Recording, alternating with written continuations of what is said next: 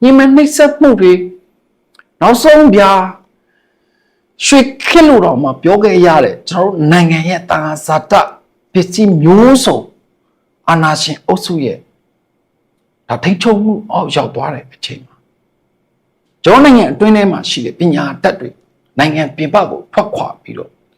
把到男人对嘛，明明不多，明明偏来比了，就是勇敢那家嘞。你妈说的，ကျွန်တော်တို့အားလုံးအတွက်ကျွန်တော်တို့လုပ်နေတယ် အားလုံးပဲမင်္ဂလာပါ။နေဦးတော်လန်ကြီးရဲ့နောက်ဆုံးရတိုက်ပွဲသတင်းများကိုချိန်နဲ့တပြေးညီနားဆင်နိုင်ရန်အတွက် like and subscribe လုပ်ထားပေးပါရန်တောင်းဆိုအပ်ပါတယ် တိုက်ပွဲဝင်နေကြတာဖြစ်တယ်တစ်ဖက်မှာကြတော့အာနာရှင်အုပ်စုတဆိုးရှိဖို့အတွက်စံပြူတွားကျိုးနေသည့်တိုင်အောင်အုံနောက်မဲ့စွာနဲ့သူတို့ရဲ့အသက်တွေသူတို့ရဲ့ဘဝတွေ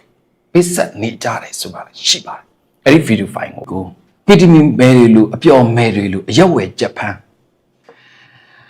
နောက်ဆုံးပြပုံကုန်ပြောရမယ်ဆိုရင်တော့ကျွန်တော်တို့ night club တွေဘားတွေမှာလို့ပျော်ပြီးကပြခိုင်းတဲ့အခြေအနေတွေနဲ့ပါကြုံတွေ့လိုက်ရတယ်ဆိုတာကိုကျွန်တော်ကအကျန်းဖက်စစ်ခွေးတက်အတွင်းထဲကနေပြီးတော့မြို့သမီးအရာရှိတွေစီကထွက်လာတဲ့အကြောင်းကျွန်တော်မိသားစုဖော်ပြပေးချင်တာပါဟုတ်ပြီဒီဖြစ်စဉ်ကကျွန်တော်တို့အကြံတွင်းမှာဖြစ်သွားတာပါအကြံတွင်းထဲမှာဆိုရင်ဒီကောင်တွေတက်တွင်းတကြံဆိုတာကသူတို့ရဲ့အစင်လာတစ်ခုလိုမျိုးကျင်းပနေကြတာပုံစံရှိပါအရင်တစ်ချိန်ကတော့တက်တွင်းကြံမှုတက်ထဲမှာပဲသူတို့တွေဒီတက်တွင်းမှာရှိတဲ့မိသားစုဝင်တွေနဲ့တရင်မှုတွေကလှုပ်ဆောင်ပေးကြတာပါ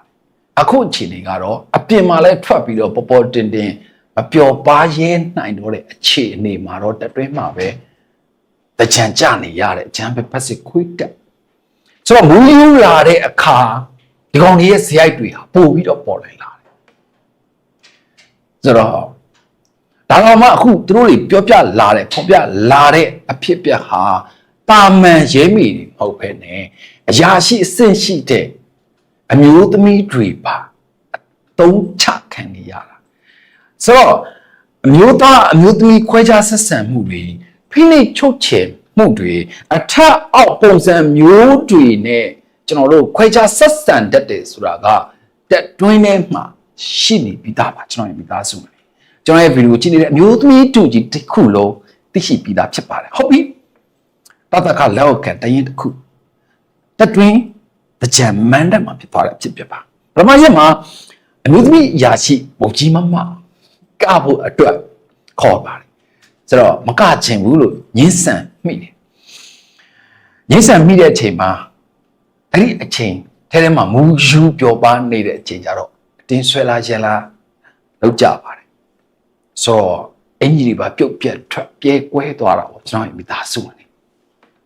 ဒီကိစ္စဒီမှာပြီးသွားလားမပြီးသေးဘူးဗျလူရဲ့ချက်မှာလည်းတက်တွင်းမှတ်တက်မှာဌာနချုပ်တက်ခွဲမှုဖြစ်တဲ့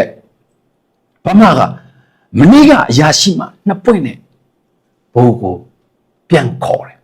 သူပြန်ခေါ်တဲ့အချိန်မှာသူ့ကိုပြန်ထူလိုက်တဲ့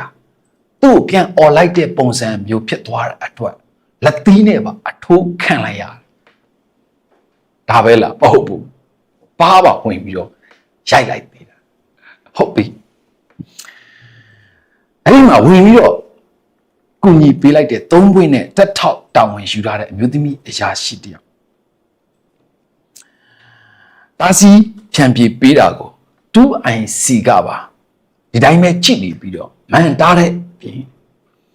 မြို့သမီးအရာရှိကိုထပ်ပြီးတော့ဆဲဆူစော်ကားခဲ့ပါတယ်လို့သူတို့ရဲ့ပြောဆိုချက်သူတို့ရဲ့ဖော်ပြချက်မှာတွေ့ရပါတယ်ကြွရမိသားစုအဲ့ဒီအဖြစ်ပြက်လေးကိုကျွန်တော်တို့မျိုးလုံးထဲမှာညီမဲ့ထင်ပါတယ်ဆိုတော့ဟုတ်ပြီဒီကိစ္စကိုမချင်တဲ့တတောက်ပုံကြီးဖြစ်တဲ့အမျိုးသမီးအရာရှိကတရင်မှုစီတင်ပြတိုင်တန်းခဲ့ပါတယ်ဒါပေမဲ့တစုံတရာဖြည့်ရှင်းခြင်းမရှိဘဲနဲ့မျက်ွယ်ပြုတ်ထားပါတယ်သူတို့ခံစားနေရပြီသူတို့ခံစားနေရပြီဆိုနေတက်တွင်းထဲမှာအိမ်အောင်ရှိပါတယ်ဆိုတဲ့အမျိုးသမီးတွေသူတို့ယောက်ျားတွေရှည်တန်းထွက်တဲ့အချိန်မှာ အဲ့ဒီတက်အတွင်းထဲမှာပဲနောက်တန်းမှာအရာရှိအဆင့်ရှိတဲ့သူတို့ရဲ့အထက်လူကြီးတွေကို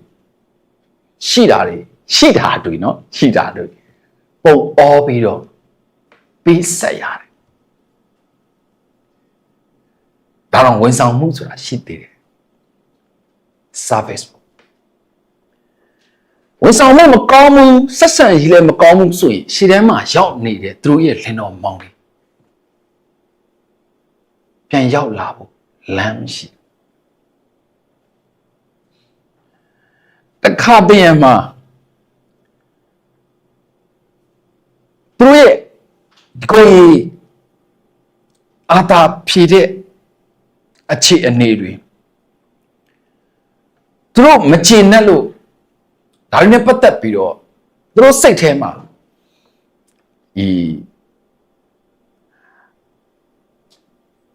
သူတို့ပေါ့နော်ပြန်ပြီးတော့တိုင်တန်းနိုင်တယ်ပြန်ပြီးတော့ပေါ်ထုတ်နိုင်တယ်လို့သူတို့တွေထင်မြင်ယူဆတယ်ဆိုရင်နီးမျိုးစုံနဲ့ရွှေ့ပြောင်းတွေလုပ်ခဲ့ကြတယ်နောက်ဆုံးမှာတိတ်ပုံမယငယ်အဖြစ်နဲ့သွင်းခံရပြီးတော့အချို့တက်ထွင်းထဲမှာရှိတဲ့အမျိုးသမီးတွေရဲ့သူတို့ယောက်ျားတွေကရှေ့တန်းမှာတေကိုတေပေးရတာတွေရှိတယ်ကျွန်တော်ပြတာဆိုကျွန်တော်ဖော်ပြပေးနေတဲ့အချက်လက်တွေကိစ္စရပ်တွေကိုကျွန်တော်ကဖော်ပြနေတာဖြစ်ပါတယ်ဟုတ်ပြီ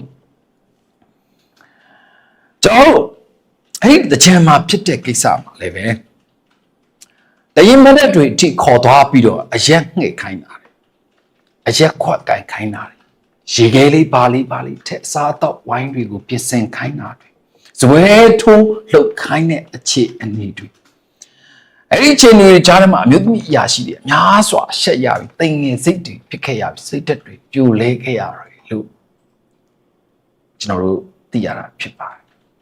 ဘာတွေများတိမ်ငယ်စရာရှိလဲသူတို့အဆင့်ကဒါပဲ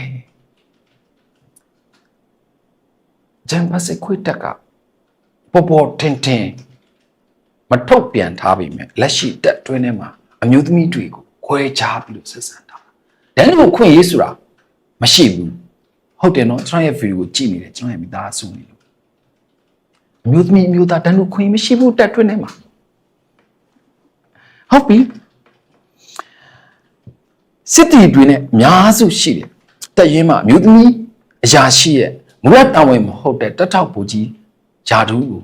တွဲပေးထားပြီးတော့ဝန်တာပုံတိသွားပြီးတော့စစ်တီတွေနဲ့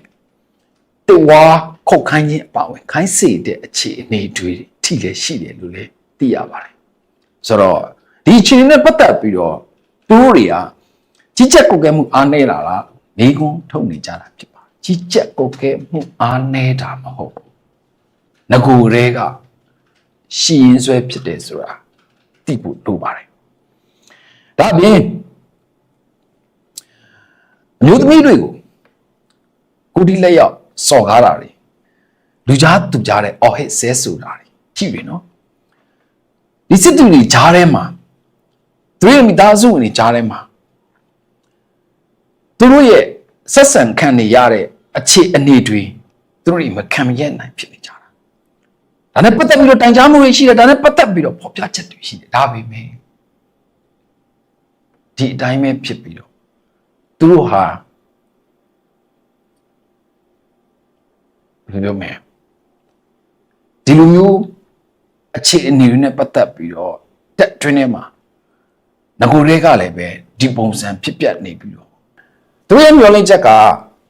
ဂျမ်ဖတ်စစ်ခွေးတက်စီမှာအမျိုးသားနဲ့အမျိုးသမီးရင်ပေါင်တန်းပြီးတော့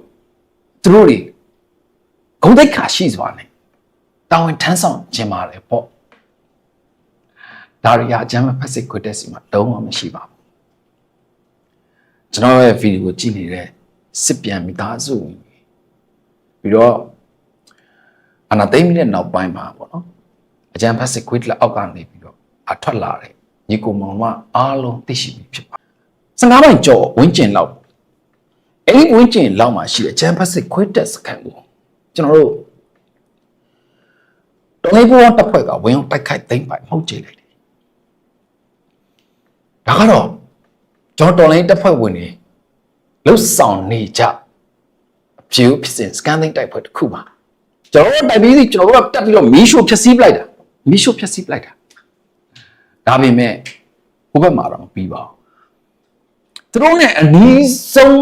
ကိုရောက်လာပြီးတော့သူတို့ရဲ့အထိုင်ချတက်စကန်တစ်ခုကိုတိုက်ခိုက်သိမ်းပိုက်ပြီးတော့မီးရှို့ဖျက်ဆီးခြင်းခံလိုက်ရတဲ့အချမ်းဖက်စစ်ခွတ်တက်ကကောင်းတယ်အဲ့ဒီနေတော့မှတာဝန်ကျနေတဲ့စစ်ခွေးအရာရှိတွေအကုန်ခေါ်ပြီးတော့နှုံဖုန်ခါစစ်ဆေးနေတယ်လို့ကျွန်တော်တို့ကြားသိထားတာဖြစ်ပါတယ်ဒါကတော့အချမ်းဖက်စစ်ခွေးတက်ကနေပြီးတော့တို့ရဲ့စေုံချုပ်အနီးထိရောက်လာတဲ့ကျွန်တော်တို့တော်လိုင်းတပ်ဖွဲ့ဝင်တွေရဲ့တိုက်ပွဲသတင်းတွေထွက်ပေါ်လာပြီးတော့ခိုးချုံဝရှုံထွက်ပြေးသွားတဲ့ကောင်တွေအပါဝင်အဲ့ဒီမှာတာဝန်ကျနေတဲ့ကောင်တွေအကုန်လုံးကိုခေါ်ယူပြီးတော့စစ်ဆေးနေတဲ့အချိန်တွေပါခမာယာ413 414အရာရှိတွေနဲ့ဒုတိယစစ်စင်ရေးကုကဲရေးမှုသူတို့တွေကိုဧပြီ23ရက်နေ့မှာကျွန်တော်တို့နေပြည်တော်မှာခေါ်ယူပြီးတော့နှုတ်ဖုန်ခါနေကြတာဖြစ်ပါတယ်အချို့ကောင်တွေကတော့စံပြုတ်တောက်နေရပြီဒါတွေကတော့စံပြုတ်တောက်နေရတဲ့ကောင်တွေကလည်းပဲအဲ့ဒီမှာရှင်းမြောင်နောက်မြောင်နတ်စမူခွေရတွေကတော့တေချာပေါက်အသုံးချခံရတာဖြစ်ပါတယ်ပြီးခဲ့တဲ့ဧပြီ22ရက်နေ့လေဝိမြို့နယ်အောင်ချမ်းသာကျွာတစ်မှာအင်40လောက်တက်ဆွဲထားတဲ့အချမ်းဖက်စစ်ခွေးတက်စခန်းကိုကျွန်တော်တို့ဝင်ရောက်တိုက်ခိုက်သိမ်းပိုက်နိုင်ခဲ့တာအဲ့ဒီမှာဘုံမထွန်းလင်းအပါဝင်ချမ်းဖက်စစ်ခွေးတက်က10ကောင်ကျော်ပေါ်ချင်းပြီးမသားဖြစ်သွားပါတယ်ဆိုတော့အဲ့ဒီသတင်းကိုလည်းကျွန်တော်မိသားစုကျွန်တော်ဖော်ပြခဲ့တာရှိတယ်အဲ့ဒီမှာဒိုင်ယန်ဘလော့ဘွားနဲ့ထွက်ပြေးသွားတဲ့ကောင်တွေအပါဝင်တာဝန်ကျတဲ့ပြီးတော့အဲ့ဒီမှာစီမံကော့ကဲတဲ့ကောင်တွေအကုန်လုံးကိုအခုနှုံဖုန်ခါနေခြင်းဖြစ်ပါတယ်ဗျအဲ့ဒီတိုက်ပွဲဘက်မှာစကန်တာဝန်ကန်ဒုဗိုလ်မှူးကြီးတန်းကြီးအပါဝင်လက်ရှိပေါ့နော်ထွက်ပြေးသွားတဲ့စကန်ဆွန့်ခွာသွားတဲ့ကောင်တွေပြီးတော့ကျွန်တော်တို့အဲ့ဒီမှာသူတို့ရဲ့ဒီလက်နက်ခဲယမ်းတွေစုံသွားတဲ့အခြေအနေတွေနဲ့ပတ်သက်ပြီးတော့အခုလိုမျိုးစစ်ဆေးမှုတွေလှုပ်ဆောင်နေကြတာဖြစ်တယ်လို့ကြားသိထားပါတယ်စစ်ဆေးနေနေဒီကောင်နေမိမနာကန်ဘူးအဲ့ဘာကြီးလှုပ်ရှားရှိတာအပြက်တာတစ်ခါလဲရှင်းပလိုက်ဟုတ်ပြီဒါကတော့ကျွန်တော်နိုင်ငံတွင်းထဲမှာဒီအာဏာယူအုပ်စုချဲလေချင်းခံနေရတဲ့တက်တွင်းထဲမှာဖြစ်ပျက်နေတဲ့အဖြစ်ပျက်တွေပြီးတော့ခွတ်တဲ့ရဲ့အပြင်ဘက်မှာလည်းပဲလက်ရှိအချိန်မှာဒါအသုံးချခံနေရတဲ့အခြေအနေတွေကျွန်တော်မိသားစုတွေပေါ်ပြနေတာဖြစ်ပါတယ်တစ်ဖက်မှာတော့ကျွန်တော်တို့လူငယ်တွေဟာကျွန်တော်တို့နိုင်ငံလုံးနဲ့တကမ္ဘာလုံးမှာရှိနေတဲ့မြန်မာများအားလုံးအတွက်နေ့စဉ်အသက်ပေးပြီးတော့တိုက်ပွဲဝင်လျက်ရှိနေပါကြောင်းပြောကြရင်ဒီနေ့ဗီဒီယိုကိုအဆုံးသတ်ပါစေနောက်လာတဲ့ဗီဒီယိုဒီတက်ပို့ကောင်းကျွန်တော်ကြိုးစားပေးပါမယ်